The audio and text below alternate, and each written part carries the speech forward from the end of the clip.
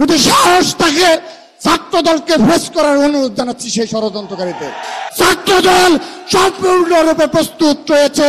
প্রিয় উপস্থিতি, জুলাই আগস্টের গণঅভ্যুত্থানে বেড়ে ওঠা ঐক্য আজকে বিনষ্ট হয়েছে, তার জন্য কারা দায়ী রয়েছে আমি ছাত্র সমাজের প্রতি সেই দিকটি খেয়াল রাখার অনুরোধ জানাচ্ছি।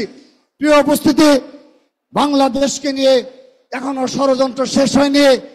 আমার ছাত্র দলের প্রাণপ্রিয় ভাইরা, বাংলাদেশকে নিয়ে আজও ষড়যন্ত্র শেষ হয়নি। এখনো একটি নির্দিষ্ট গোষ্ঠী বাংলাদেশের স্বাধীনতা, সার্বভৌমত্ব এবং বাংলাদেশের স্থিতিশীলতা নিয়ে ষড়যন্ত্র করে যাচ্ছে।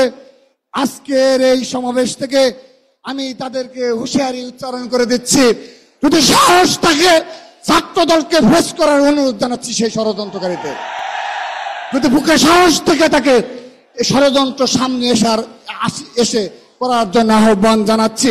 প্রিয় উপস্থিতি, আমরা আজকে আমাদের বিএনপির ভারপ্রাপ্ত চেয়ারম্যান, ছাত্র দলের সাংগঠনিক অভিভাবক জনাব তারেক রহমানকে একটি বিষয় আমরা নিশ্চিত করতে চাই, যদি এই বাংলাদেশে আবারও বিগত 15.5 বছর খুনি হাসিনার আমলে আমাদের উপর যে অত্যাচার, নির্যাতনের স্টিম রুল চালানো হয়েছে এবং এই জুলাই আগস্টের গণ অভ্যুত্থানেও ছাত্র দলের যেভাবে হাজার হাজার নেতাকর্মীদের গ্রেপ্তার করা হয়েছে, যদি আবারও বাংলাদেশে কোনো সে ধরনের পরিস্থিতি সৃষ্টি হয়, সেদিন কি ছাত্রদল প্রস্তুত রয়েছে? সেই ষড়যন্ত্র মোকাবেলা করার জন্য আমরা প্রস্তুত রয়েছি।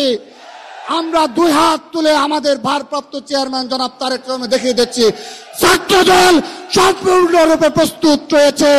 যেদিন জনাব তারেক রহমান নির্দেশ দিবেন, সেদিন টেকনাফ থেকে তেতুলিয়া, রূপসা থেকে পাতুরিয়া ছাত্র দলের লক্ষ লক্ষ নেতাকর্মী রাজপথে বীর সৈনিকের ভূমিকা পালন করবে ইনশাআল্লাহ।